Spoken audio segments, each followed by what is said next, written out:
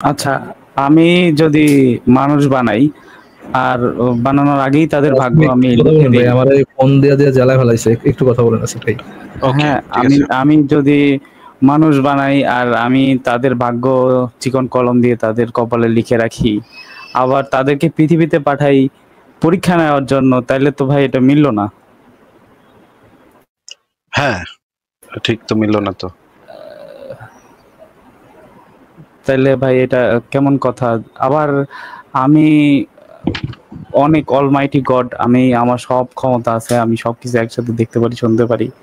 আমি মানুষ বানাইছি তারা যেন আমার উপকার না করে, আমারে না দেহে, আল্লাহ সবসময় আমারে আল্লাহ আল্লাহ আল্লাহ আল্লাহ করে। তাইলে ভাই আমার মানে আমার অলমাইটি গড হওয়ার দরকারটা কি হইলো? আমি আমি আমি যাদেরকে বানাইছি তারা সবসময় আমার নাম নিতেছে, এতে আমার খুশি হওয়ার কি আছে? তারা আমারে মানতেছে না, এতে আমার আমার এটাকে বলা দুঃখ হয়, পাওয়ার কি আছে ভাই? এটাকে বলা হয় হলি মাস্টারবেশন। হ্যাঁ, পবিত্র বাস্তবতা। আত্মসুখ। আত্মসুখ, ঠিক আছে। হ্যাঁ, বলেন আর মানে কি কিছু বলবেন?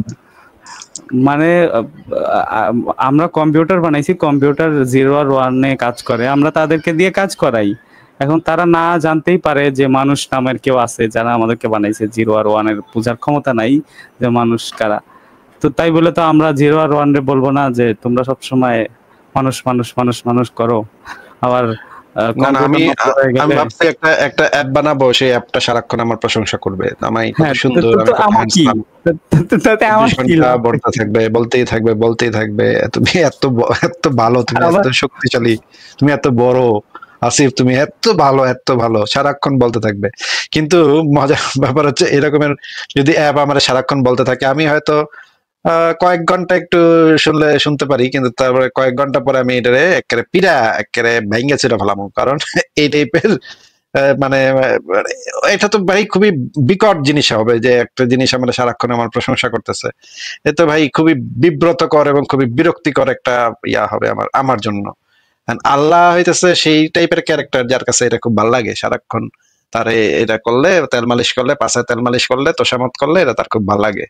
এটা ভাই কেমন ক্যারেক্টার সেটা আপনি এটা হচ্ছে এই যে টিনেজ বালিকারা আছে, টিনেজ বয়সে আমি যখন প্রেম করতাম, তখন টিনেজ প্রেমিকা ছিল আমার। হ্যাঁ, আরে ভাই রে ভাই, যে কি যে একটা অবস্থা, সারাক্ষণ তার প্রশংসা করতে করতে করতে করতে, এখন একদিন প্রশংসা করি নাই তার কত সুন্দর লাগছে, একদিন সাইজা গুইজা আসছেন তারে কত সুন্দর লাগছে এটা বলি নাই, এইটা নিয়ে 1 মাস মানে কুত্তা কাচাল। হ্যাঁ, কেন তার প্রশংসা করি, তারে কত সুন্দর লাগছে এটা কেন তারে বলি নাই। ওরে ভাই, এরপরে তো অনেকবার কইছি যে ওই দিন ভাই ভুলে গেছিলাম, পরে আরেকদিন অনেকদিন প্রশংসা করে দিয়েছি, তোমার অনেক ভালো লাগছে, অনেক সুন্দর, তুমি অনেক সুইট লাগছে, অনেক কিউট লাগছে, কিন্তু তারপরে ওই একদিন কই নেই, এটা নিয়ে 1 মাস কুত্তা কাচাল ভাই। এই আল্লাহর ক্যারেক্টার হইতেছে টিনেজ বয়সের যে বালিকারা আছে, যে বালিকাদের হরমোনাল প্রবলেমের কারণে তারা চায় সারাক্ষণ মানুষ তার মানে প্রশংসা করুক, গুণগান করুক, তার পাশে তেল মালিশ করুক। এইটা আল্লাহর ক্যারেক্টারটা হইতেছে এই টাইপের। এবং বাচ্চাদের মতো, হ্যাঁ, বাচ্চাদেরকেও আপনি দেখবেন সারাক্ষণ অ্যাটেনশন সিকার, হ্যাঁ, অ্যাটেনশন চায় সারাক্ষণ, এইটা সেটা সেটা সেটা করতে থাকে, এবং তারা সারাক্ষণ অ্যাটেনশন ইয়া করতে চায়। আমি যেন সারাক্ষণ তারা নিয়ে ব্যস্ত থাকি, এটা সে চায়। আমার এই যে পোলাটা আছে, এটার একেবারে এক স্বভাব, একেবারে আল্লাহ পাকের মতো। আমি তো তারে মাঝে মাঝে আল্লাহ পাক বলে ডাকি, সে আল্লাহর মতো মানে অবস্থা। তারে কোলে না নিলেই, তারে ইয়া না করলেই সে কায় কায় করে চিৎকার চেঁচামেচি শুরু করে, খেপা যায়। তো আমি তারে এখন আল্লাহ পাক বলে ডাকতে হবে। অন্তত কয়েক বছর তো সে আল্লাহ পাকের ক্যারেক্টারে থাকবে, তারপরে আস্তে আস্তে সে মানুষ হবে আর কি। আচ্ছা ভাই, আমি একটু স্ক্রিন রেকর্ড করব যদি অনুমতি দেন। আপনি দেখাবেন যে আল্লাহ পাক নিজেই বলছে যে সে ভাগ্য লিখে দিছে, এন্ড আবার নিজেই বলতেছে যে সে পরীক্ষার জন্য পাঠাইছে, বা যে এই জিনিসটা যে মিলতেছে না, এই দুইটা প্রমাণ একটু যদি দেখাইতেন আমাকে, হাদিস কোরআনে বা যেখানে তাফসিরে যেখান থেকে বের করে যদি কোথাও থেকে দেখাইতে পারতেন, আমি একটু স্ক্রিনটা রেকর্ড করে রেখে দিতাম। আচ্ছা ঠিক আছে, দেখাচ্ছি। দেখেন, প্রথমে এটা দেখেন, এটা একটু পড়েন আপনি, পরে আমাদেরকে পড়ে শোনান এখানে কি বলা আছে। আল্লাহ ভাই, যদি আপনি পড়তেন তাহলে স্ক্রিন রেকর্ডটা আরো ভালো হইতো। আপনি কি স্ক্রিনশট নিচ্ছেন নাকি রেকর্ড করছেন? স্ক্রিনশট নিচ্ছিলাম। আচ্ছা, তাহলে এটা স্ক্রিনশট নেন, তারপরে নেন এইটা স্ক্রিনশট নেন, নিছেন? জি এইবার এইটা স্ক্রিনশট নেন, নিছেন তো? জি এইবার এইটা স্ক্রিনশট নেন, জি এইবার এইটা স্ক্রিনশট নেন, জি এইবার এইটা স্ক্রিনশট নেন, জি এইবার এইটা স্ক্রিনশট নেন, আচ্ছা এইবার এইটা হচ্ছে সবচেয়ে ইম্পর্টেন্ট, এইবার এইটা স্ক্রিনশট নিয়ে নেন। Heard God's messenger say, among my people or among these people, the believers in free will be swallowed up and metamorphosed or pelted. ভাই এটা মানে কি জাহান্নামে, বুঝিনি আমি। জাহান্নামে যারা হচ্ছে কি ফ্রি উইলে বিশ্বাস করে, যারা মানুষের ফ্রি উইল স্বাধীন ইচ্ছা এটাতে বিশ্বাস করবে, তারা জাহান্নামে এই অবস্থা তাদের হবে, তাদের একেবারে বিকৃত করে দেওয়া হবে জাহান্নামে নিয়ে, তাদেরকে জাহান্নামে কি কি করা হবে সেটা এখানে বলা হচ্ছে।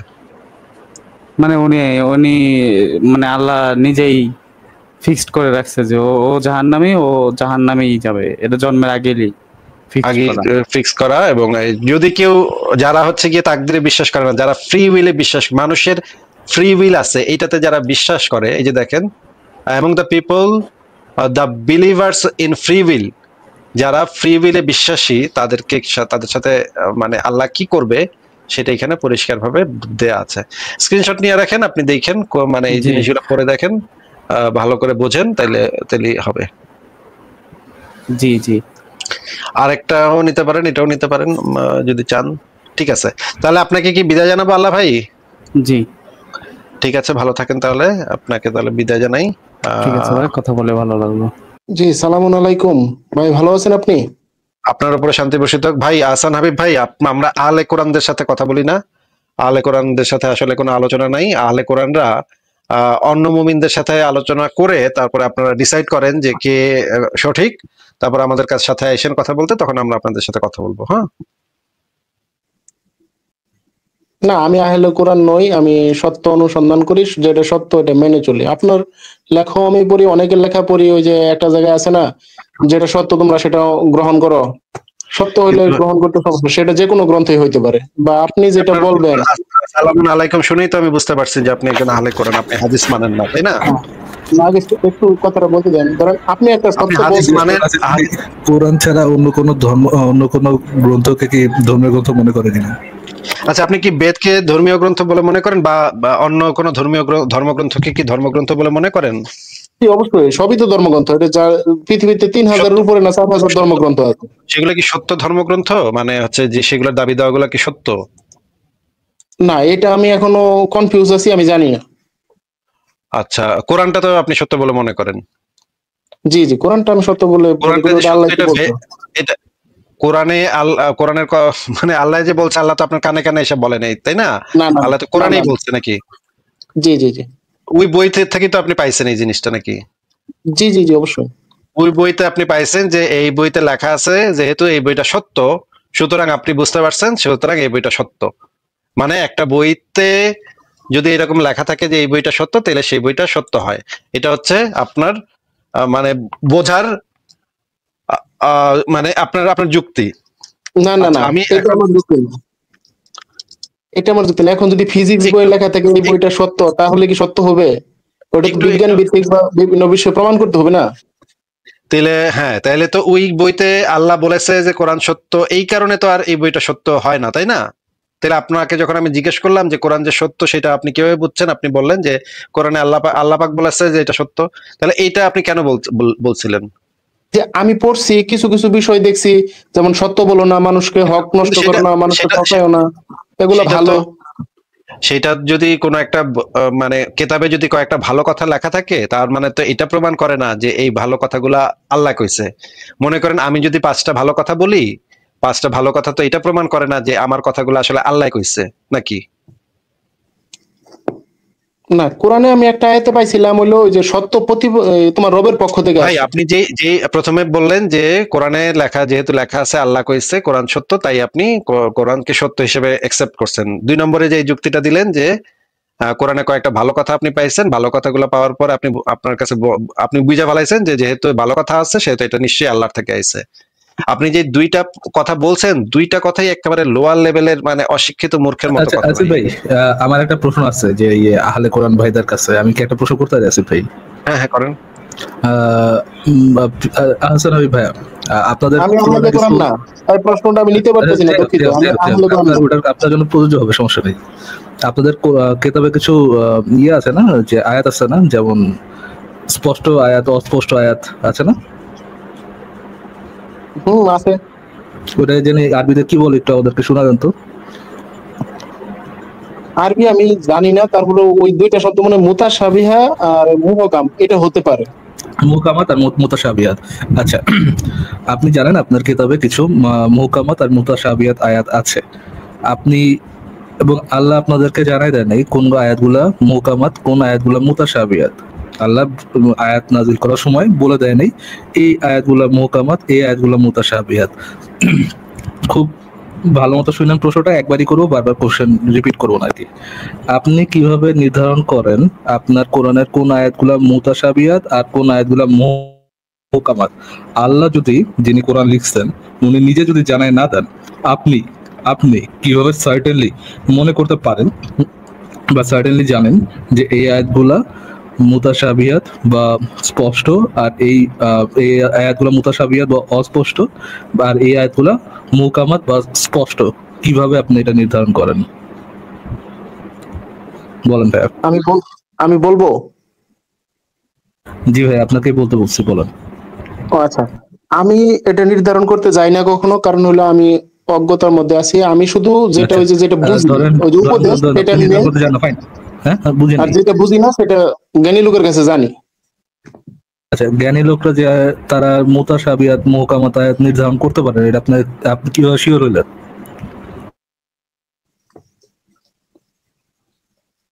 না, এটা তো আমি শিওর হই নাই, তো জানি আমি যেটা বুঝি না। ধরেন কোরআনে কোন একটা কথা বলা আছে,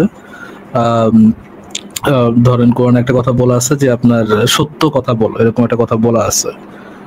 আপনি কিভাবে এটা মনে করেন যে এটা একটা ভালো আয়াত, আল্লাহ আপনাকে সত্য কথাই বলতে বলছে? এটা মুতাশাবিহাত আয়াত না, এটা অস্পষ্ট না, এটা মানে ছন্দে ছন্দে আল্লাহ আপনার সাথে যোগ করে নাই? কিভাবে বুঝেন এটা আপনি ভাই? এটা তো আমার কমন সেন্স, কারণ হলো সত্য বললে মানুষের ক্ষতি হইতেছে না। আপনি মনে করতেছেন আপনি আপনার কমন সেন্স দিয়া, মানুষের কমন সেন্স দিয়া আল্লাহর কিতাব, মানে আল্লাহ নামক একটা সত্তা যিনি আপনারা সৃষ্টি করছেন, পুরা মহাবিশ্ব সৃষ্টি করছেন, তার কথাকে আপনি আপনার কমন সেন্স দিয়ে বুঝে যান? কারণ আল্লাহর সাথে তো আমার দেখা হয় না ভাই। আপনার কমন সেন্স দিয়ে আল্লাহর আয়াতকে আপনি নির্ধারণ করবে, কিন্তু এইখানে তো আমরা দেখি ভাই এই জিনিসটা এত কমনও না, কারণ আপনাদের কোরআন আপনাদের কোরআনের যে ইন্টারপ্রিটেশন, কোরআন পড়ে আপনি কমন সেন্সে যেটা বুঝেন, সেটা তো ভাই সাধারণ মুসলিমরা বুঝে না, তাই না? আপনাদের সাধারণ মুসলিমদের, ওয়াহাবি সালাফি মুসলিমদের সাথে বিরোধিতা আছেন আপনাদের। জি জি, ওই যে মানুষের বিরোধিতা আছে না, কোরআন ধরা মানে মাইরে খাইতেছে। আয়াতের ব্যাখ্যার মধ্যে আপনাদের বিরোধিতা আছে না? অবশ্যই আছে, অনেকে অনেক রকম চিন্তা করে। তাহলে ভাই তারা কি বোঝার সময় কমন সেন্স ইউজ করে না, শুধু আপনি ইউজ করতেছেন? না, তারা যদি করতো তাহলে কই যে মানুষ মারতে চাইতো? মানুষ মারা তো কোনো ধর্মই নেই। আপনি কিভাবে শিওর হলেন যে আপনার আল্লাহ মানুষ মারতে বলে নাই? কিভাবে জানেন আপনি? না, মানুষ মারতে বলে নাই তো একটা ক্ষতি, এটা বিবেকেই তো বোঝা যায়। একটা আমি যেমন ব্যথা পাই বা বা আরেকজন যে মারবো সেও তো এরকম ব্যথা পাইতে পারে। আপনি আপনার বিবেক দিয়ে আল্লাহরে শেভ করতেছেন। না, আল্লাহরে তো জাস্টিফাই করার ক্ষমতা ভাই আমার নাই ভাই। তাইলে আপনি আপনার বিবেক দিয়ে করতেছেন কেন? আমার বিবেকে খুন করা ভালো না, এই জন্য আল্লাহ নিশ্চয়ই খুন করতে বলে নাই। ভাই আমার বিবেকেও তো অন্ধবিশ্বাস করা ভালো না। আমি এটা বলি না। আরিফ ভাই শুনেন, আমার বিবেকেও তো অন্ধবিশ্বাস করা ভালো জিনিস না। আপনারা তাহলে অন্ধবিশ্বাস ছেড়ে দেন, অন্ধবিশ্বাস করা দিবেন? হ্যাঁ অবশ্যই, অন্ধবিশ্বাস তো আল্লাহ নিষেধ করছে না, অন্ধবিশ্বাস করা যাবে না, যেটা না জানো তার অনুসরণ করা যাবে না। হ্যাঁ, আল্লাহ অন্ধবিশ্বাস করতে মানা করছে ভাই? আল্লাহ কোরআনের মধ্যে আল্লাহ যে এক্সিস্ট করে, মানে আল্লাহ যে এক্সিস্ট করে, এটা সম্পর্কে কি প্রমাণ দিচ্ছে?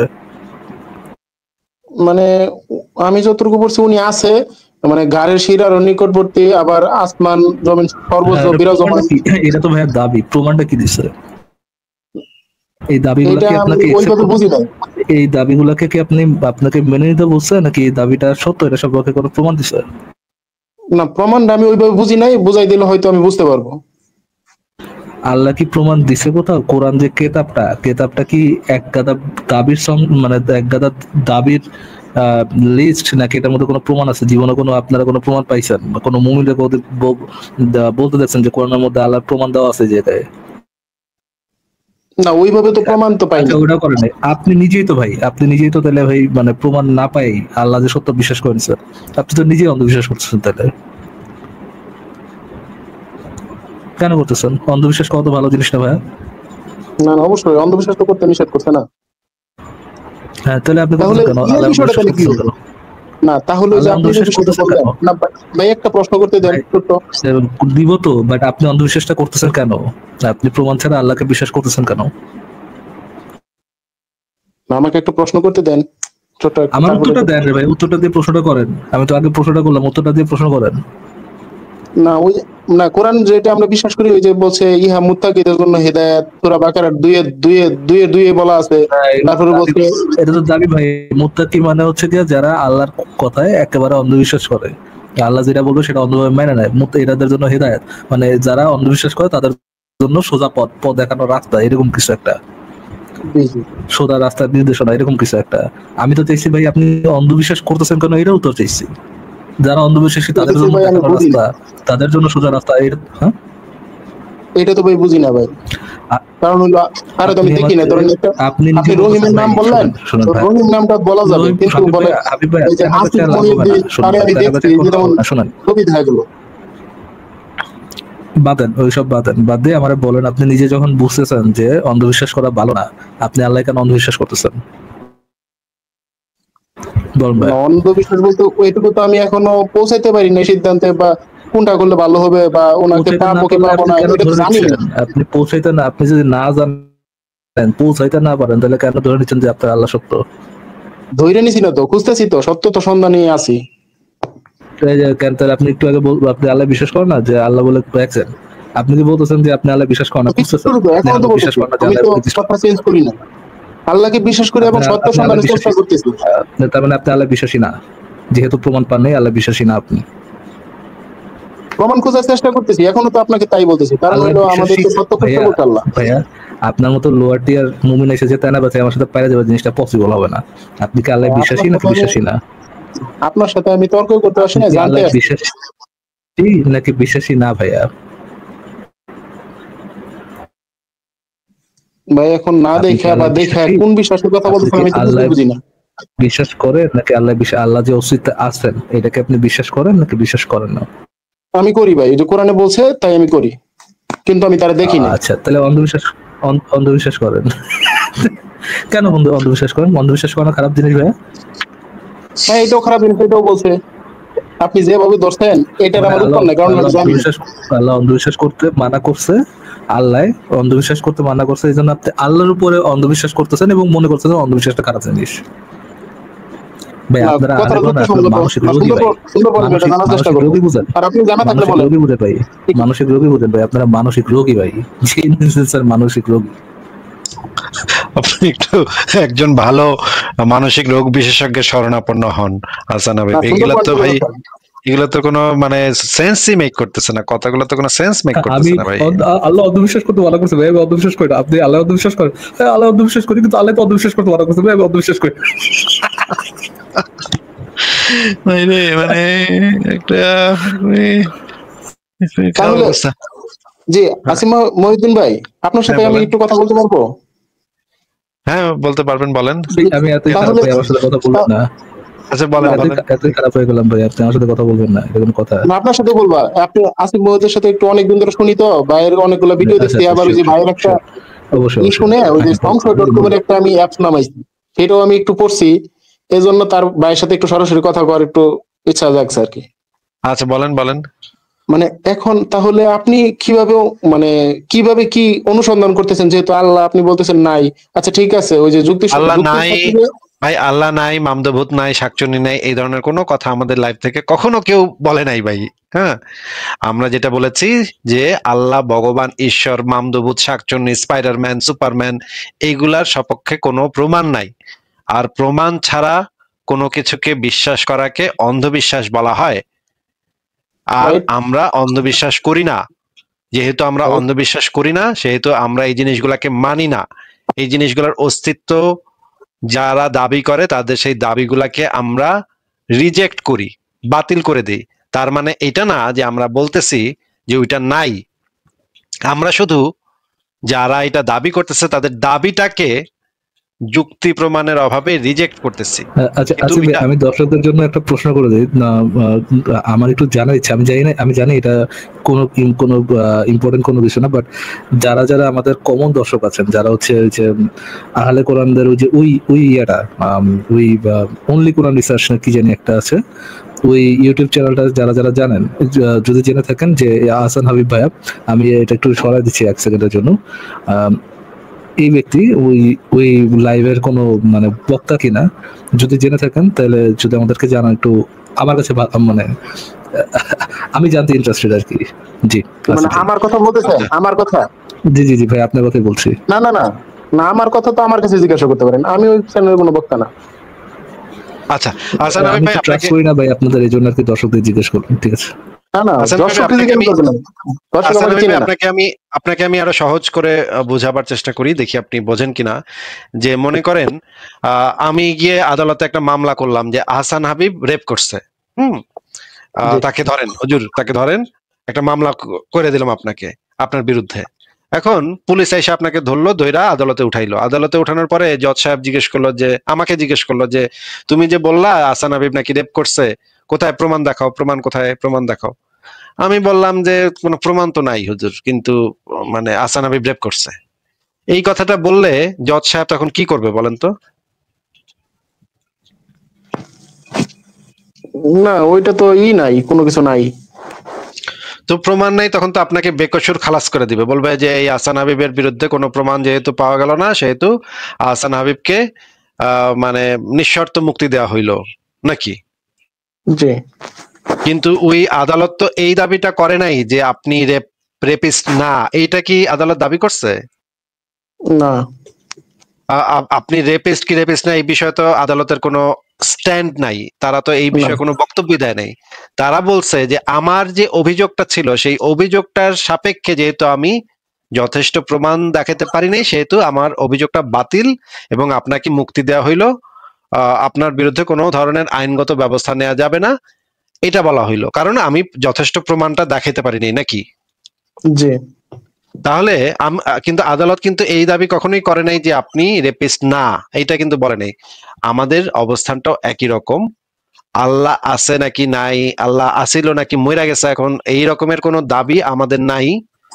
আমরা যেটা বলেছি, আপনারা যারা দাবি করেন আল্লাহ আছে, ভগবান আছে, জিউস আছে, থর আছে, মা কালী আছে, শিব আছে, ফেরেস্তা আছে, মামদভূত আছে, শাকচুন্নি, স্পাইডারম্যান, সুপারম্যান, এগুলা যারা দাবি করেন তারা যথেষ্ট প্রমাণ যেহেতু দিতে পারছেন না এবং কোনো যুক্তিও নাই, সেহেতু আমরা আপনাদের দাবিগুলাকে রিজেক্ট করি, বাতিল করি। আমরা আপনাদের দাবিগুলাকে একসেপ্টেবল মনে করি না, রিজনেবল মনে করি না। ঠিক আছে, বলেন এবার। জি, বুঝতে পেরেছি আপনার কথা। হ্যাঁ, প্রশ্নের দ্বিতীয় অংশ বলেন, আর কি বলতে চান, নাকি না বলা শেষ তাহলে হয়েছে? এখন, না বলা শেষ, এখন একটু পরামর্শ দেন। মানে তাহলে কি মানে আপনি কিভাবে তাহলে এটা অনুসরণ করতেছেন, বা মানে এটা আপনি কিসের জন্য অনুসরণ করতেছেন? এই যে আপনি যে সত্য খুঁজতেছেন, বা যেটা যুক্তিতে মনে করেন 10টা মানুষে বলছে, 10টার মধ্যে 10জন 10টা যুক্তি দিছে, তার মধ্যে একজনের যুক্তি আপনার কাছে মিলে গেছে না আপনার। না না না না 10জন মানুষ 10জন যুক্তি দেয় নাই ভাই। 10জন মানুষ 10টা যুক্তি দিতে পারে না ভাই। 10জন মানুষ 10টা মতামত দিতে পারে।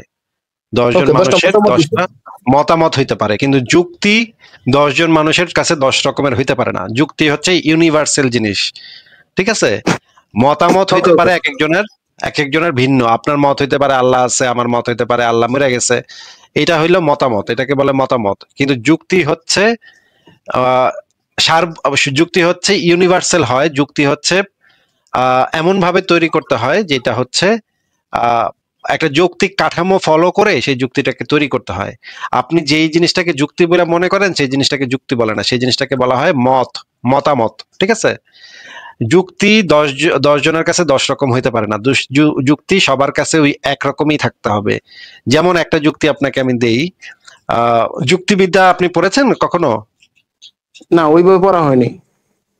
যুক্তিবিদ্যা না পড়লে তো এটা একটু ডিফিকাল্ট বোঝানো। তাহলে সংশয়.com-এ জ্ঞানকোষ পাতাতে যুক্তিবিদ্যা সম্পর্কে বেশ কয়েকটা লেখা আছে, আপনি একটু কষ্ট করে তাহলে এটা পড়ে নেন।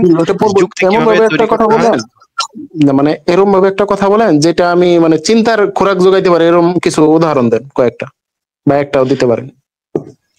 যেমন ধরেন যুক্তি এবং প্রমাণ এই দুইটা হচ্ছে পরস্পরের সাথে সম্পর্কিত। হ্যাঁ, যেমন ধরেন আপনাকে ছোটবেলা বিজ্ঞানীরা হয়তো আপনাকে বলছে যে পানির অণুকে ভাঙলে হাইড্রোজেন এবং অক্সিজেন পাওয়া যায়, তাই না?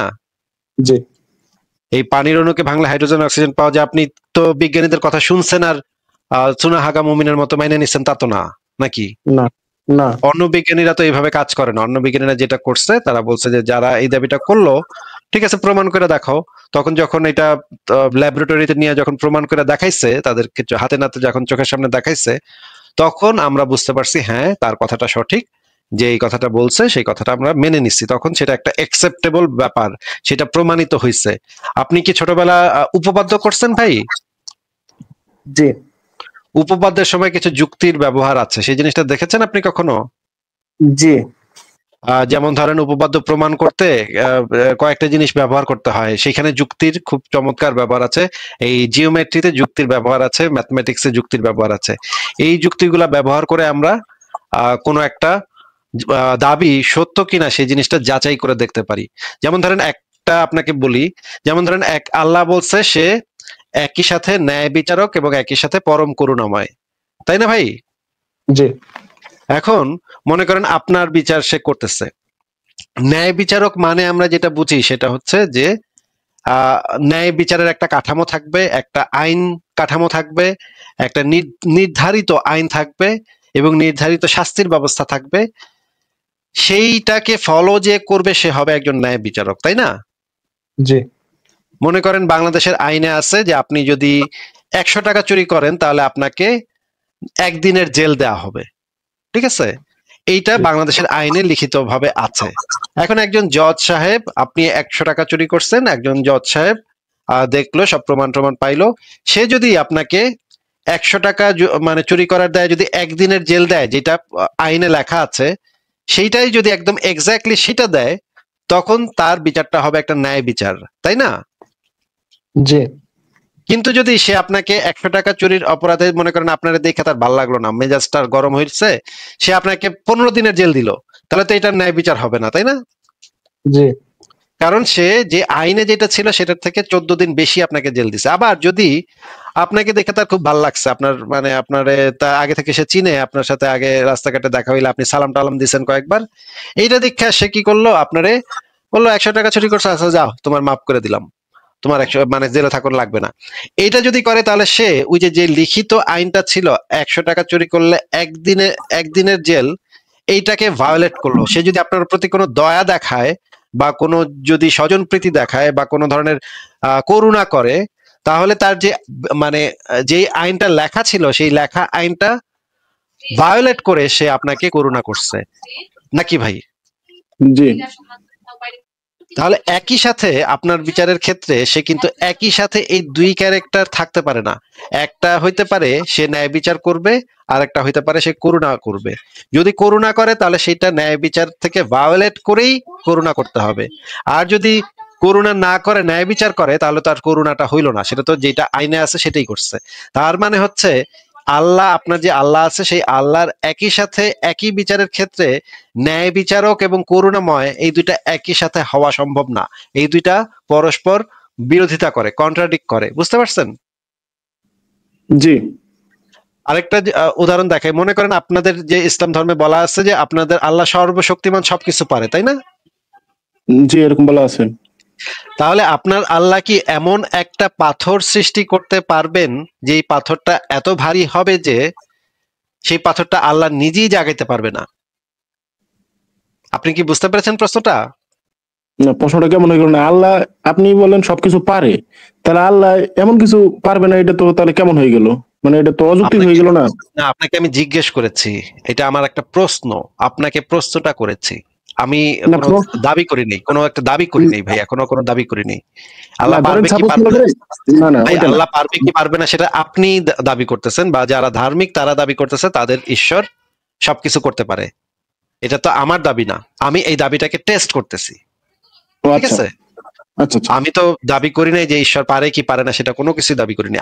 আমি আপনাকে জিজ্ঞেস করতেছি, আপনার ঈশ্বর যদি সেটা পেরে থাকে, আপনার ঈশ্বর যদি সর্বশক্তিমান হয়েই থাকে, তাহলে আপনার ঈশ্বর কি এমন একটা ভারী পাথর সৃষ্টি করতে পারবে যে ভারী ভারী পাথরটা এতই ভারী হবে? এই যে ঈশ্বরের পাথর প্যারাডক্স হচ্ছে, ঈশ্বর কি একই স্থানে অবস্থান করে এমন একটি ভারী পাথর সৃষ্টি করতে সক্ষম যে পাথরটি তিনি নিজেই বহন করতে পারবে না?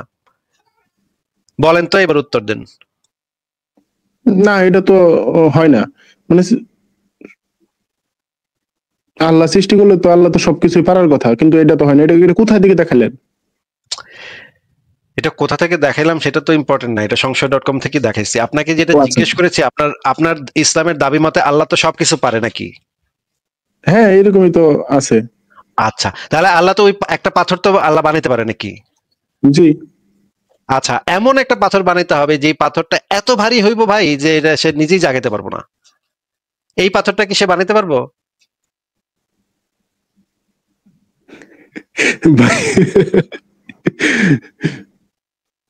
এখন কি বলবো? বানাইতে যদি না পারে, আপনি যদি করেন না এমন পাথর আল্লাহ বানাইতে পারবো না, তাহলে তো প্রমাণ হয়ে গেল আল্লাহ সবকিছু পারে না, আল্লাহর অক্ষমতা আছে নাকি? না, ওই যে আপনি যে প্রথম যুক্তিটা আমাকে দিলেন, ইসলাম ধর্মে সবকিছু আল্লাহ পারে, তাহলে আল্লাহ যদি পারে, আল্লাহ তো এটাও পারবে। মানে এটা কেমন, মানে উল্টাপাল্টা কোনো যুক্তি হয়ে গেল না? এই পাথরটা যদি সে বানাইতে পারে, এই এত ভারী পাথর যে পাথরটা সে নিজেই জাগাইতে পারবে না, সেই পাথরটা যদি বানাইতে পারে, তাহলে এই পাথরটা সে বহন করতে পারবে না। এইটাই তো তার আরেকটা অক্ষমতাকে প্রমাণ করলো, তাই না? এই পাথরটা যদি সে বানাইতে পারেও, সক্ষম হয়, তখন এইটা প্রমাণ হবে যে এই পাথরটাকে সে নিজে জাগাইতে পারতেছে না। এইটাও তো তার অক্ষমতাকে প্রমাণ করবে, তাই না? তাহলে এই পাথরটা বানাইলেও সে বাটে পড়বো, না বানাইলেও সে বাটে পড়বো, বানাইতে গেলেও সে বাটে পড়বো, না বানাইতে পারলেও সে বাটে পড়বো, নাকি? না, আপনার কথা অনুযায়ী তাই মনে হচ্ছে ভাই। আমি যুক্তি দিয়া আল্লাহরে বাটা ফেলা দিলাম, হ্যাঁ, যে এই যুক্তি এখন পর্যন্ত সারা পৃথিবীর মুমিনেরা ভাঙতে পারে নাই ভাই। হ্যাঁ, এইটা হচ্ছে এমন একটা অব্যর্থ যুক্তি। আপনারা কইব এই প্রশ্ন করণ যাইব না, মুমিনরা কইবে এই প্রশ্ন করণ যাইব না, এই প্রশ্ন, এটা কোনো প্রশ্নই হয় নাই, এটা আমরা উত্তর দিব না, না না না আল্লাহ সবই পারে কিন্তু করবো না, এরকম নানা তেনাতুনা পেঁচাইবো, কিন্তু আপনার উত্তর দিব না সে পারবো কি পারবো না এই উত্তর কেউ দুনিয়ার কোনো মুমিন, কোনো ধর্মের কোনো মুমিন এই উত্তর দিতে পারবো না ভাই। এটা একটা অব্যর্থ ঈশ্বর কনসেপ্টের বিরুদ্ধে একটা অব্যর্থ যুক্তি। যে আপনি সুন্দর একটা যুক্তি দিচ্ছেন, এটার উত্তর তো কেউ আমার জানা মতে কেউ দিতে পারবে কিনা আমার সন্দেহ আছে। কারণ এইটার যে কোনো উত্তর দিলেই সে ধরা খাইব। যেমন ধরেন সম্ভাব্য উত্তর হইতে পারে হ্যাঁ এমন পাথর তিনি সৃষ্টি করতে পারবেন, কারণ ঈশ্বর সবকিছু পারেন। তাহলে যে সমস্যাটা দেখা দিবে, তাহলে তিনি সবকিছু কিভাবে পারলেন?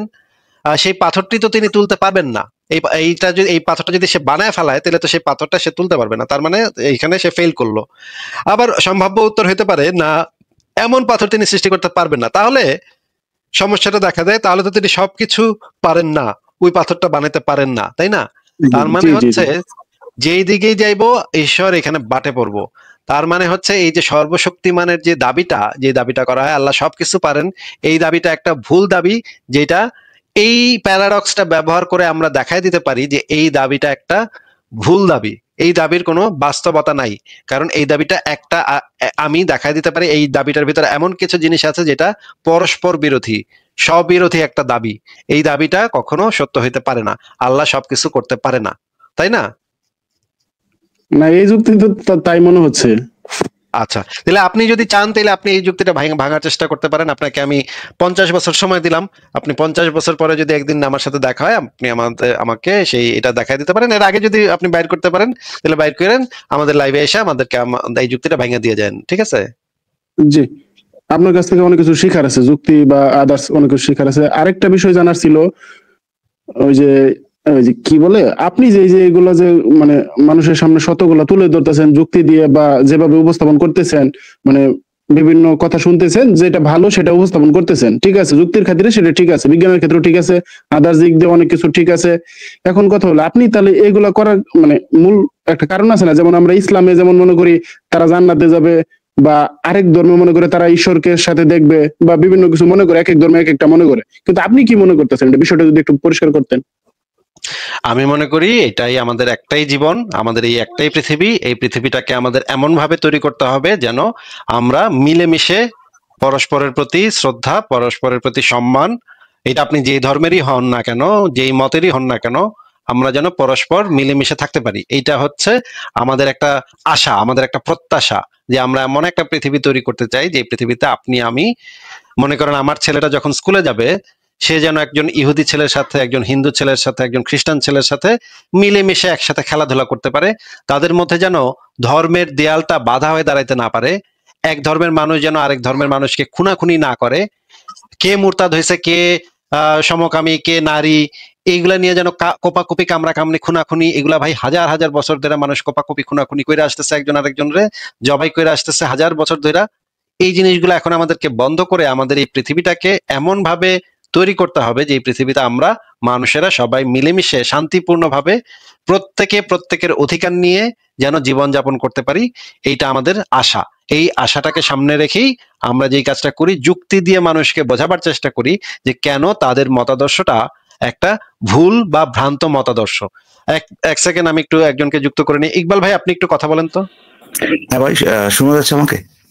হ্যাঁ, শোনা যাচ্ছে। ইকবাল ভাই, আপনার তো ইয়া নাই, ছবি নাই। হ্যাঁ, ওই আমি অথেন্টিকেশন ছাড়া মানে যুক্ত হচ্ছি তো। জাস্ট কয়েক জাস্ট সেকেন্ড ভাই, একটা সেকেন্ড, জাস্ট 5 মিনিটের জন্য আমি আপনারা যে ব্যাপার কথা বলতেছেন, হ্যাঁ, আপনাকে একটা প্রশ্ন করার জন্য ঢুকলাম আর কি। হ্যাঁ, বলেন বলেন। ওই আপনার যে আল্লাহর পাথর কি এত ভারী পারবে কিনা, এটা এই যে নিজেই পারবে না, এখন এই ব্যাপারে তো ভাই মুমিনরা তো মনে করে যে তারা একটা ইয়ের সাথে চলে আসছে আর কি, মানে একটা গ্রহণযোগ্য উত্তর, হ্যাঁ, নিয়ে চলে আসছে। সেটা হচ্ছে ভাই আল্লাহ শুধুমাত্র যেগুলো লজিক্যাল শুধু ওগুলোই করতে পারে। হ্যাঁ, এখন কি বলবেন? মানে মানে মানে মানে মানে কি কি কি বললেন আবার বলেন। ইললজিক্যাল কোনো কিছু করতে পারে না, শুধুমাত্র যেগুলো লজিক্যাল সেগুলো করতে পারে আল্লাহ। তাহলে ওই যে মুসার যে লাঠিটা সাপ হয়ে গেছিল, বা ধরেন এই যে মোহাম্মদ যে চাঁদরে 2 ভাগ করছিল, এটা কেন করছিল? এটা তো কোনো ন্যাচারাল প্রসেস না। ন্যাচারাল প্রসেস না, কিন্তু তার মানে এটা তো ইললজিক্যাল না, মানে এটা কোনো না কোনো জায়গায় ধরেন ন্যাচারাল লজ মানে সেলফ কন্ট্রাডিক্টরি না আসিফ ভাই, মানে সেলফ কন্ট্রাডিক্টরি না হইলে এটা করতে পারে, সেলফ কন্ট্রাডিক্টরি হলে এটা করতে পারে না।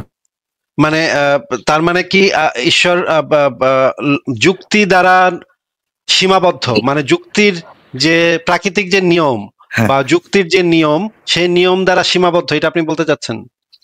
আমি না ভাই, তারা ভুলে বলে বলতেছে এটা। মানে মানে মানে ঈশ্বর, ইকবাল ভাই, তাহলে তো যুক্তির যে ল গুলো সেগুলো তো ঈশ্বর তারা তো সীমাবদ্ধ এটা তো বলে নাই, শুধুমাত্র লজিক্যাল যেটা সেটা করতে পারে অদ্ভুত বলছে। সীমাবদ্ধ হয় বাট সেটা তো পারে না কেন, সেটা আমার জানার ইচ্ছা। যে না, পজিটিভলি এগুলো প্রকাশ করতে হবে, সীমাবদ্ধ এগুলো বলবেন না। পারে একটু আগে আমার জ্ঞান দিতেছিল, বুঝছেন, ও রেপ করা কত এই সেই পজিটিভলি দেখো রেপ করা, ওটা এখন বলতেছে যে সীমাবদ্ধ এই সেই পজিটিভ, আল্লাহর ব্যাপারে পজিটিভ শব্দ ব্যবহার করবেন, পারে না এগুলো ব্যবহার করবেন না। হ্যাঁ, তো ওই শুধুমাত্র যেগুলো লজিক্যাল সেগুলো করতে পারে। এখন আপনি যেটাতে যাচ্ছেন আর কি, মোটামুটি আমার পয়েন্টে এটাই ছিল যে একটা সময় তো কিছুই ছিল না, তাই না? কিভাবে লজিক কাজ করবে, কিভাবে এই আপনার মেটাফিজিক্যাল ওয়ার্ল্ড কিভাবে কাজ করবে, এগুলো তো আল্লাহই তো তাদের কথা অনুযায়ী, এগুলো তো আগে থেকে ছিল না। তাই না? আল্লাহ এগুলো সৃষ্টি করছে না, তো আল্লাহ কি নিজেই মানে এই আইনগুলো সৃষ্টি করেন যে ওটা তার বাউন্ডেড হয়ে গেছে আর কি। আবার কিন্তু আপনি বলতেছেন, ইংরেজিতে বলতেছেন, তারপরে কিন্তু নেগেটিভ ভাই। ওটাকে নিজে সৃষ্টি করে নিজেটাকে আপহোল্ড করতেছেন। সরি, আমার মানে এখন আল্লাহ অপারগ যে আমি আইনগুলো বানায় ফেলছি, আনতে বাইরে করলামটা কি, তাই না? তো আমি এতটুকুই বলার জন্য, এটা জাস্ট বলার জন্য আসছিলাম যে তারা মনে করে যে কি এক মানে এটা আপনি যে প্রশ্ন করতেছেন, অবশ্যই এটা তো একটা প্যারাডক্স, কিন্তু প্যারাডক্স তৈরি হয়েছে এই কারণে যে তারা এই জিনিসটা দাবি করে যে আল্লাহ সবকিছু করতে পারবে না। এটা দাবি না করলে পরে তো এই আপনার এই প্রশ্নটা আপনি করতে পারতেন না। বিকজ ভাই খ্রিস্টান মিশনারি থেকে নতুন একটা জিনিস শিখছে, আপনি কি শান্তি দিবেন না তাদেরকে?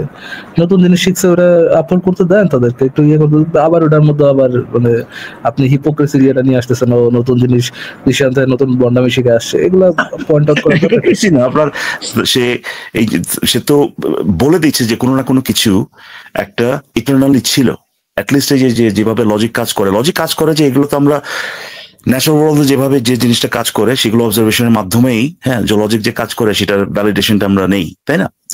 এখন এইটা যদি আগের থেকেই মানে আল্লাহর কোনো কিছু সৃষ্টি করার আগের থেকে যদি থাকে, তাহলে কেমনে কি হইলো ভাই? তারা যে বলে যে সবকিছু আল্লাহ করছে, এটা কেমনে কিভাবে তারা এটা করবে? এই আল্লাহ তৈরি করছে, আবার আল্লাহ যেটা তৈরি করছে ওটার দ্বারা হয়ে গেছে, যেটা আর কি ওই যে আপহোল্ড করতেছে এখন তার আল্লাহর নিয়ে তো আবার নেগেটিভ কিছু বলা যাবে না। তো এটা কেমনে মিলাবে ভাই? এটাই জানতে চাচ্ছিলাম আপনার কাছ থেকে। ইকবাল ভাই, আমি আপনাকে আরেকটা পয়েন্ট আমি এখানে আপনাকে তুলে ধরতে চাই। এই আসলে পয়েন্ট একই, এই জিনিসটা আমার অলরেডি লেখা আছে। আমার মানে মূল দাবিটা হচ্ছে যে আল্লাহর কি ফ্রি উইল আছে নাকি? হ্যাঁ, আল্লাহর ফ্রি উইল থাকা সম্ভব কিনা সেই জিনিসটা আমরা একটু দেখি। হ্যাঁ, দেখেন এই লেখাটা এখন আমি পোস্ট করিনি, এখন আমার ড্রাফটের ভিতরে পড়ে আছে অনেকদিন ধরে। আপনি ডাইরেক্ট সুইচে গেছেন গিয়া, আমাদেরটা বাদ দিয়ে ডাইরেক্ট একদম রুটে চলে গেছেন। আমি এখানে দেখাবো এবং 100% প্রমাণ করবো আল্লাহর কোনো ফ্রি উইল নাই। দেখেন, প্রথমে কি হলো, মহাবিশ্ব সৃষ্টির শুরুতে আল্লাহ কি করলো? আল্লাহ সর্বপ্রথম যে বস্তু সৃষ্টি করেন তা হচ্ছে কলম। অতঃপর তিনি তাকে বললেন লেখো। কলম বলল, হে রব, কি লিখবো? তিনি বললেন, কিয়ামত সংঘটিত হওয়া পর্যন্ত প্রত্যেক বছর তাকদির লিখো। তারপরে এই যে দেখেন এইখানে কিন্তু তারপর কিন্তু কলমটা লেখা ফেললো, ঠিক আছে? এখন তাকদির জিনিসটা কিন্তু গায়েবী জিনিস, এটা কিন্তু জানা সম্ভব শুধুমাত্র যে গায়েব জানে তার। এখন দেখেন এই কলমটাও কিন্তু তার মানে হচ্ছে কথা কইতে পারে, এক নম্বর কথা কইতে পারে, বুদ্ধিশুদ্ধি আছে, এবং সে জানেও, গায়েবও জানে, সে এই কলমটা গায়েব জানে। ইসলামের গায়েব জানে, কিন্তু কি লিখতে কইছে এটা জানতো না সে। ও হ্যাঁ, এটা ভবিষ্যতে কি করবে সব সে জানে, কিন্তু আল্লাহ যে তাকে জিজ্ঞেস করবে এবং এটা যে লিখতে হবে এটা সে জানতো না, সে ডাবল কনফার্মেশন নিয়ে নিচ্ছে আল্লাহর কাছ থেকে। মানে এই ইসলাম ভাই। হ্যাঁ, বলেন ভাই। তারপরে এই কলম মানে পুরা মানে কিয়ামত পর্যন্ত যাবতীয় সবকিছু লেখা ফেললো এই তাকদীরের ভিতরে। কিন্তু তার মানে কলমটা গায়েবটা জানতো, তার মানে গায়েবে জানা সত্তা থেকে কয়টা? দুইটা। এবং ইসলামের আকীদা হচ্ছে যে গায়েব জানে সেই আল্লাহ। তাহলে ইসলামে আল্লাহ দুইজন, এক হইলো এই কলম, আরেকজন হইলো কি আল্লাহ, ঠিক আছে? তা এই জিনিসটা আমরা বুঝলাম, কিন্তু এখানে কিন্তু কলমটা লেখা ফেলাইছে, ঠিক আছে? কলমটা লেখা ফেলার পরে এই লেখাটা কাগজে যেহেতু লিখিত হয়ে গেছে, এখন আমার প্রশ্নটা হচ্ছে, এই যে দেখেন এই কলমের কালিও কিন্তু শুকায় গেছে। এই হাদিসে বলা আছে এই কলমের কালিটা শুকায় গেছে, মানে ওইখানে আর কোনো কিছু এডিটিং চলবে না, কোনো কিছু যোজন বিয়োজন কিচ্ছু হবে না, ওইখানে যা আছে এক্স্যাক্টলি সেটাই ঘটবে। তাহলে আমার আচ্ছা ভাই, এই তাকদীর লেখার জন্য কি আল্লাহ কলমের উপর নির্ভরশীল ছিলেন? ভাই এই তো আরেকটা পয়েন্ট, আপনি আরেকটা প্যাচ আপনি মারছেন, আরেকটা প্যাচ আপনি মেরেছেন, ঠিক আছে? ওই প্যাচটা আমি কারোর উপর নির্ভরশীল না, উনি কি প্রথমে কলমটা সৃষ্টি করে কলমের উপর নির্ভর করে ওই ইয়েটা লিখছিলেন, কলমের উপর নির্ভর করে এই তাকদীরটা লিখেছিলেন? কলম লিখছে ভাই, কিন্তু সে যদি চাইতো তাহলে তো এমনিতেই লেখা হয়ে যেত, কলমটার দরকার ছিল কি? আচ্ছা, স্কুইডি তার পাশা থেকে ইঙ্ক বের করতে পারে ভাই। আপনার আল্লাহর পাশা নিয়ে এত অবসেশন। আল্লাহর পাশে কারেন্ট কম আর কি স্কুইডের থেকে। আচ্ছা, এখন আমার যে দাবিটা হচ্ছে যে এই জিনিসটা যে লিখিত হয়ে গেল, এই লিখিতটা হয়ে যাওয়ার পরে যে সমস্যাটা ঘটলো, যে আল্লাহ কিন্তু এই যে তার মানে নিজের ইচ্ছা অনুসারে কোনো কিছু আর পরিবর্তন করতে সক্ষম না, কারণ সেটা অলরেডি লিখিত হয়ে গেছে। এখন যদি মনে করেন আমি কিন্তু মনে করেন একটা কাগজে কিছু একটা লিখলাম যে আমি আজকে আমেরিকার ভিসা নিমু, ভিসা নিয়ে আমি আমেরিকার টিকিট কাটবো, টিকিট কাইটে আমি 13 তারিখ সকাল 8টায় আমি এয়ারপোর্টে যাবো, এয়ারপোর্টে গিয়ে আমি প্লেন ধরবো, প্লেনে ওঠার আগে আমি একটু হুইস্কি খামু, ঠিক আছে, এই জিনিসগুলো আমি একটা কাগজে লিখলাম। কিন্তু আমেরিকার ভিসা নেওয়ার সময় আমার হঠাৎ করে মনে হলো না আমি আমেরিকাতে যাবো না, আমি ইংল্যান্ডে যাবো। তারপর আমি ইংল্যান্ডে চলে গেলাম। আমি কিন্তু এই লিখিত জিনিসটাকে ভায়োলেট করার মতো সামর্থ্য কিন্তু আমার আছে। এখন আমার প্রশ্ন হইলো ইকবাল ভাই এবং ফারাজ ভাই, আল্লাহর কি এই সামর্থ্য আছে যে যে জিনিসটা সে অলরেডি লিখছে বা তার কলমটা যেটা লিখছে সেইটার পরিবর্তন ঘটানো কোনো কিছু, সে তার মাঝখানে একবার তার হয়তো সিদ্ধান্ত পরিবর্তন হইলো যে আমি এটা এমনে করবো না অমনে করবো, এই সামর্থ্য কি, আমি বলতেছি না এটা করতে হবে, আমি বলতেছি এই সামর্থ্যটা আল্লাহর আছে কিনা। এটা যদি এই সামর্থ্যটা যদি আল্লাহর থাকে তাহলে সে সর্বজ্ঞানী না, কারণ এই যে কলমটা যেটা লিখছে সেটা ভুল প্রমাণ হওয়ার সম্ভাবনা আছে, কারণ আল্লাহর সিদ্ধান্ত পরিবর্তন হওয়ার সম্ভাবনা থাকতেও পারে। আর যদি সেটা যদি কখনোই না ঘটে তাহলে আল্লাহ সর্বশক্তিমান না, কারণ আল্লাহর নিজের যে লিখিত তাকদির বা কলমের লিখিত তাকদির পরিবর্তনের কোনো সামর্থ্য আল্লাহর নাই। আচ্ছা ধরেন আপনি করলেন, আপনি একটা শিডিউল বানাইলেন, আগামী 6 মাস কি করবেন এটা একদম প্রপার শিডিউল বানাইলেন, এবং আপনি কোনোভাবেই ওই শিডিউলকে চেঞ্জ করলেন না, হ্যাঁ, তাইলে কি আপনি ওই শিডিউলটা বাউন্ডেড? আমি তো চাইলে তো শিডিউল চেঞ্জ করতে পারি, আমার সেই সামর্থ্য আসিফ ভাই কিন্তু বলতেছে পারে কিনা সেটার সেই ক্ষমতাটা আছে কিনা সেটা নিয়ে আসলে করবে কি করবে না এটা না কিন্তু। আচ্ছা, যদি পারে তাহলে প্রবলেমটা হচ্ছে যে আল্লাহ সর্বশক্তিমান মানে সর্বজ্ঞানী হচ্ছেন না। যদি করার সামর্থ্য থাকে তাহলে সর্বজ্ঞানী হওয়া সম্ভব না, কারণ ওই মানে লিখিত জিনিসটা অ্যাবসলিউট না। এবং কিন্তু আসিফ ভাই ওরা তো এই জিনিসটা নিজেরাই বলে, আপনি দোয়া করে আল্লাহর করতে পারেন না ভাই, মানে যেটা হয়তো না ওটা হয়তো পারেন না। না ওরা বলে দোয়াটাও আল্লাহ আগে থেকে লিখে রাখছে। তাহলে আপনার উদাহরণ ওটা কাটে যে আপনি প্ল্যান করছিলেন ওই ভিসা নেবেন আমেরিকার, হ্যাঁ, পরে আবার যে এটা তো আমাদের ক্ষেত্রে, কিন্তু আল্লাহ যেটা লিখে রাখছে সেটার পরিবর্তন আল্লাহ করতে পারে কিনা, আমি তো আল্লাহর ক্ষেত্রে এটা অ্যাপ্লাই করতেছি, মানুষ কি জানে না জানে সেটার ক্ষেত্রে অ্যাপ্লাই করতেছি না, আল্লাহর সাইকোলজি থেকে এই জিনিসটা আমি টেস্ট করতেছি। হ্যাঁ ভাই, প্রবলেমটা হয় যদি পরিবর্তন করতে পারে, এখানে প্রবলেমটা হয় তার সর্বজ্ঞানের যে সমস্যাটা, সেই সমস্যাটাই হয় আর কি। যদি পরিবর্তন করতে পারে, আল্লাহ যদি স্বাধীন ইচ্ছা শক্তি ব্যবহার করে তার কোনো মানে লিখিত জিনিস সে যদি পরিবর্তন করতে পারে তাহলে সে সর্বজ্ঞানী না। আর যদি সর্বজ্ঞানীটা যদি সে হয় তাহলে সে মানে মাঝখানে কোনো জায়গায় কোনো কিছু পরিবর্তন করতে পারবে না, তাহলে তো সর্বশক্তিমান না, তাই না? লিখে রেখে বলতেছে এখন তারা কিন্তু আসিফ ভাই বিলিভ ইট অর নট, আপনি যে বলতেছেন তাদের পজিশন মোটামুটি একই রকম। আপনি যদি তাদেরকে জিজ্ঞেস করেন পার্টিকুলার যারা কিনা তারা ওই আপনার ওই মোজাম্মেল নাকি এবার ছাত্রছাত্রী যেগুলো আর কি, এরা বলবে যে আল্লাহ আসলে যে ডিসিশন গুলা নেয় কোনো কিছু করার ওইটাই বেস্ট ডিসিশন, ঠিক আছে, এবং যে ডিসিশনটা বেস্ট না এর থেকে অন্য কিছু করাটা তার জন্য ইললজিক্যাল, মানে সে এটা তার বৈশিষ্ট্যের সাথে যায় না। তাইলে ভাই যে যে ওই যে একটা বল্টুল আল নাকি জানি একটা আছে, ওর অথেস্টিক হওয়াটাই বেস্ট ডিসিশন ছিল আল্লাহর, এর থেকে বেটার ডিসিশন হওয়া পসিবল না।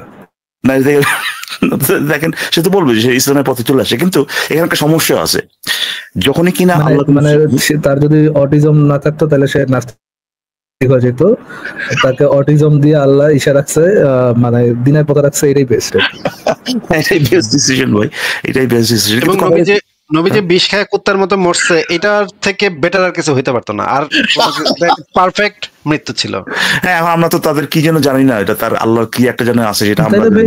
এই যে ইসে যারা মারা যেতেছে, যে আপনার গাজায় যারা শিশুরা বড় সো কল্ড ফ্যামিলি মারা যেতেছে নাকি কত নাটকে, এইগুলো তো ভাই বেস্ট, মানে ওইটা যদি মানে গাজা যদি এরকম না হইতো, মাটির সাথে মিশে না যেত, এর থেকে বেটার ডিসিশন তাহলে মানে হইতে পারতো না। এইটাই এইভাবে মরা উচিত ছিল আর কি, এইটাই বেস্ট। এবং এনিথিং মানে ওই যে সে অন্য যে কোনো ডিসিশন নিতে সে অপারক, সে পারে না, তার সার্ভাইভ করলে হচ্ছে নাস্তিক হয়ে যেত মনে হয়, এই জন্য আল্লাহ মেরে লাগছে আগে আগে। না সে নিজে চাইলে পরেও ভাই এর থেকে খারাপ ডিসিশন নিতে পারবে না ভাই, চাইলে পরে পারবে, এটা তার সাথে যাই না। সো ওই ফ্রি উইলের যে ব্যাপারটা ওখানে আসতেছে আর সে আদৌ কিনা, মানে সে যেহেতু অল নোয়িং, এইটাই কিন্তু অল নোয়িং হয়ে কিন্তু তার ফ্রি উইলের গোষ্ঠী উদ্ধার করে দিচ্ছে, সে অলরেডি জানে যে কোনটা বেস্ট এবং ওটা সে করতে বাধ্য। এই আসিফ ভাই যেটা বলছে আইরনিক ব্যাপারটা, কিন্তু এইটাই তাদের পজিশন।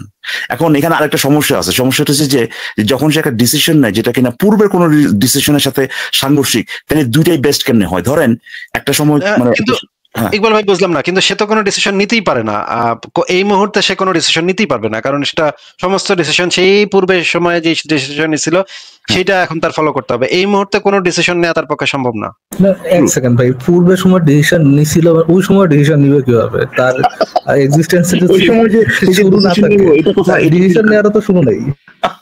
দেখেন ভাই, তার এক্সিস্টেন্সের যদি শুরু না থাকে, অনন্ত আদি অনন্ত যদি তার এক্সিস্টেন্স থাকে, ওটা যদি তার অস্তিত্বের আশা যদি শুরু না থাকে, যদি তো মানে সর্বজ্ঞানী, সবসময় তিনি তো সর্বজ্ঞানী, তার ডিসিশন নেওয়ারও তো কোনো টাইম নাই বা কোনো সবসময় সে ডিসিশন নিতেই আছে এরকম একটা স্টেট।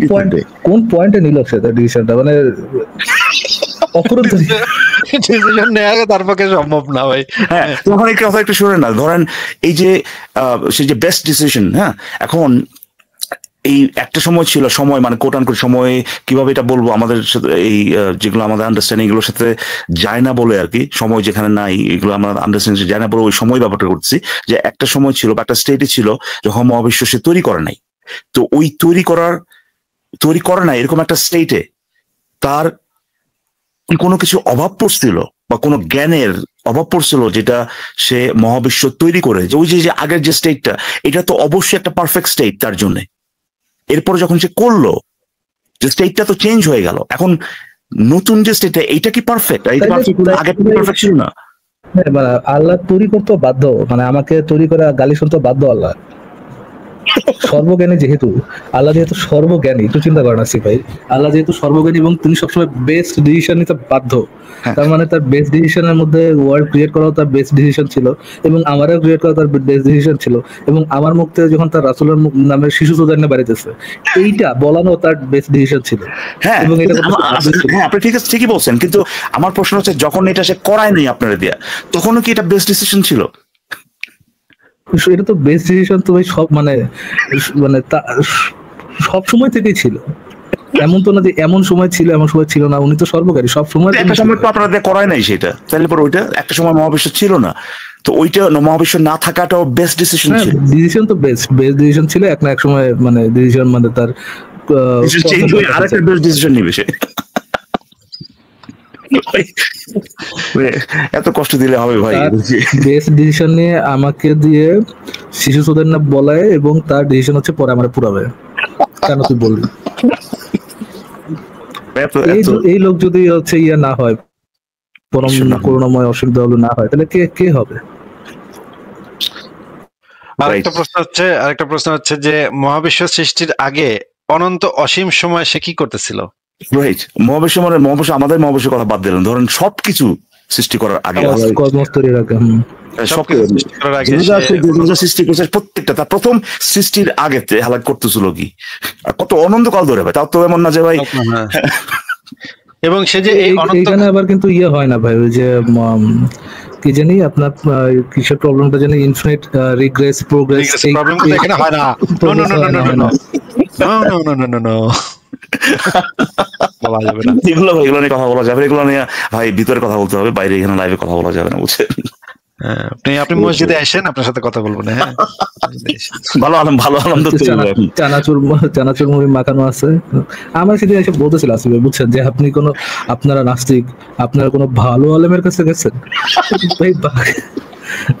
মোহাম্মদের কাছে গেলেও তো লাগবে না, যে নাস্তিক মানে কি, তারা হচ্ছে প্রমাণের অভাবে ঈশ্বরে বিশ্বাস করে না। মোহাম্মদ নিজেই যে শিখায় গেছে যে হচ্ছে আল্লাহর উপর অন্ধবিশ্বাস করতে হবে, ও মোহাম্মদের কাছে যা করবো নাকি, মোহাম্মদের কোন একটা ভালো আলেমের কাছে যেতে হবে, বুঝছেন?